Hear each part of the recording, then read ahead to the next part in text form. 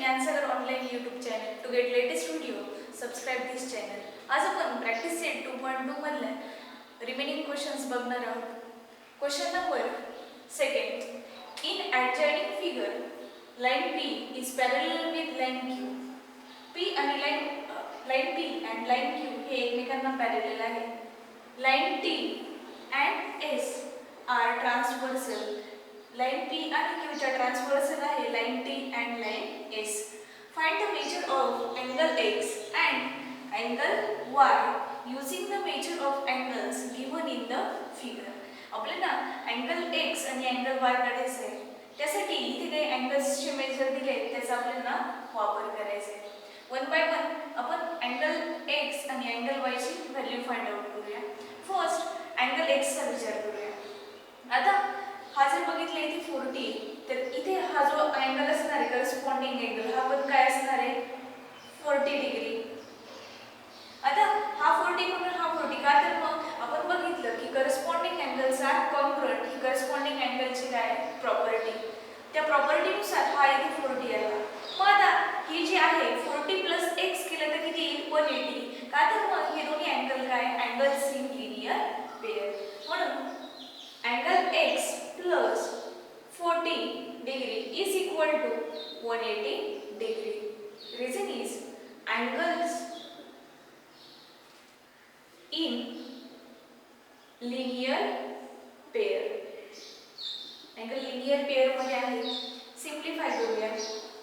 angle x is equal to 40 हा plus हे transpose केल्यानंतर मायनस होईल 180 minus 40. Therefore, angle x is equal to 140 degree. इथे आपल्याला angle x ची व्हॅल्यू भेटली ती आहे 140 degree. फर्स्ट आपण angle x फाइंड आउट करून झाला. त्यानंतर आहे angle y. आता angle y चा जर विचार केला आपण हा जर 70 असेल तर त्याला करस्पॉन्डिंग असलेला अँगल पण किती असणार आहे 70 डिग्री. मग आता 70 डिग्री आणि त्याचप्रमाणे y + 70 केलं तर ही पण काय येणार आहे अँगल्स इन लिनियर पेअर. मग त्यावरून similarly angle y + 70 degree is equal to 180 degree. Reason same. Angles in linear pair. Simplify it. Angle y is equal to 70 plus a transpose केल्यानंतर minus 180 minus 70. Therefore, angle y is equal to 110 degree. अशा प्रकारे आपण angle x आणि angle y find out केले. angle x ची value आहे 140 आणि angle y ची आहे 110. त्यानंतर पुढे question number 3. In adjoining figure, line P is parallel with line Q. P आणि Q लाइन हे एकमेकांना पॅरलल आहेत. Line L is parallel with line M. त्याचप्रमाणे लाइन L आणि M ह्या दोन्ही एकमेकांना पॅरलल आहेत. Find the measure of angle A, angle B and angle C using the measure of given angles. आपल्याला काही अँगल्स दिलेले तिथे आपण बघितलं हा 80 डिग्री दिलेला आहे. त्याचा वापर करून आपण रिमेनिंग A, B आणि C हे तीन अँगल फाइंड आउट करणार आहे. त्याचप्रमाणे त्या अँगलचं मेजर तितकंच का आलंय हे आपल्याला जस्टिफाय करायचं आहे. फर्स्ट आपण A चा विचार करूया. आता त्यांनी गिवन दिले line P is parallel with line Q. त्यामुळे हा 80 इथे पण काय 80 का तर मग इथले जो अँगल आहे त्यासोबत तो काय करणार आहे करस्पॉन्डिंग अँगल. मग त्यावरून जर आपण बघितलं हा जो 80 आहे 80 + a केलं तर काय येईल angles in linear pair. angle A + 80 degree is equal to 180. Reason is angles in linear pair. Simplify it. Angle A is equal to 180 minus 80. We get angle A is equal to 100 degree. First value आपण find out केली. Then angle B. आता angle B चा आपण विचार केला तर इथे 80 degree आहे त्यामुळे इथे पण काय येणार आहे 80 डिग्री, कारण की लाईन एम आणि लाईन एल आणि एम पॅरलल आहे. त्यामुळे ह्याच्या पोझिशन आहे ह्या कसल्या करस्पॉन्डिंग अँगलच्या. मग प्रॉपर्टीनुसार ही दोन्ही अँगल्स काय असतात कॉन्ग्रुएंट, म्हणून इथे पण किती येणार आहे 80 डिग्री. मग अँगल बी हा जो आहे हा 80 डिग्रीला काय व्हर्टिकली अपोजिट, आणि व्हर्टिकली अपोजिट अँगल्स काय असतात कॉन्ग्रुएंट असतात. म्हणून अँगल बी चं मेजर किती येणार आहे 80 डिग्री. व्हर्टिकली अपोजिट अँगल्स,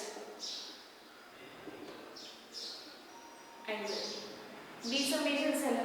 त्यानंतर लाईन बी आणि लाईन क्यू एकमेकांना काय पॅरलल आहे. त्यामुळे अँगल सी आणि अँगल बी काय येणार आहे corresponding angle.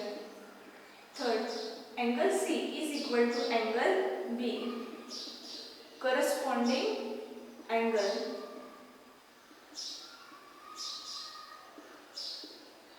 angle. Therefore, measure of angle C is equal to 80. का तर मग B चं किती 80 म्हणजे C चं पण किती येणार आहे 80 डिग्री. अशा प्रकारे आपण A, B आणि C या तिघांचे मेजर फाइंड आउट केले. Fourth question. In the adjoining figure, line A is parallel with line B. And line A आणि B हे एकमेकांना काय parallel. Line L is a transversal. ही लाइन जी L आहे ही याला काय आहे transversal. Then find the measure of angle X, angle Y and angle Z using the given information. तीन अँगल फाइंड आउट करायचे आपल्याला X, Y and Z. मग आता इथे गिवन दिल्याप्रमाणे line A is parallel with line B आणि L काय transversal. त्यामुळे 105 डिग्री सेल्सियस आणि अँगल X काय असणार आहे corresponding angle. Line A is parallel with line B and line L is a transversal. AB line A आणि B लाईनची transversal कोणती लाइन L. त्यानंतर angle X is equal to 105. 105 measure असलेला angle आणि X काय करस्पॉन्डिंग अँगल. Corresponding angle. त्यानंतर angle X आणि angle Y काय vertically opposite angle.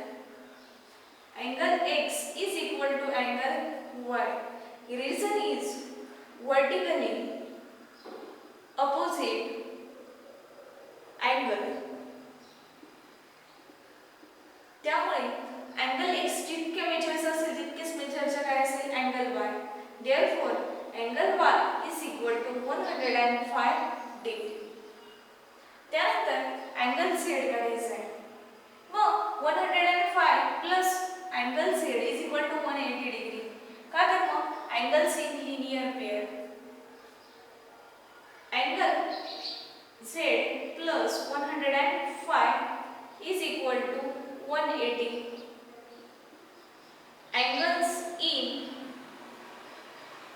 linear pair. 105 plus हे ट्रान्सपोज केल्यानंतर minus angle Z is equal to 180 minus 105. सबट्रॅक्टेड 10 मधून 5 मायनस केले 5 रिमेनिंग राहिले. त्यानंतर 7 आन्सर आला angle Z is equal to 75 degree. अशा प्रकारे आपण angle X 105 degree, angle Y 105 degree आणि अँगल Z 75 डिग्री हे आन्सर आपल्याला ह्या फिगरवरून भेटले. Then next question, question number 5. In the adjoining figure, line P is parallel with line L, parallel with line Q. P, L and Q हे तिन्ही line एकमेकांना parallel आहेत. Find angle X. आपल्याला हा अँगल X फाइंड आउट करायचा आहे with the help of measure given in the figure. काही measures इथे दिलेले आहेत. आता इथे जर आपण बघितला हा पूर्ण अँगल काय आहे X आहे. पण आता आपण त्याचे पार्ट्स करूया. पार्ट्स कसे करणार, हा वरचा जो आहे अँगल याला आपण A नाव देऊया आणि खाली असलेले फॉर्म होणार अँगलला B नाव देऊया. मग ए आणि बी अँगलचं जे मेजर येईल ते जर ऍड केलं तर आपल्याला अँगल एक्स भेटेल. मग फर्स्ट कंडिशन आपण वापरूया. Line P is parallel with line L. P line he L लाईनला काय पॅरलल. त्यामुळे हा 40 डिग्री आणि अँगल ए काय असणार आहे alternate angle. Angle A is equal to 40 degree. Reason is alternate angle. Alternate angle.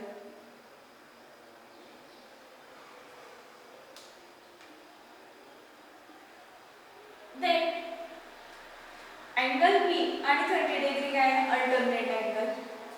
कशावरनं?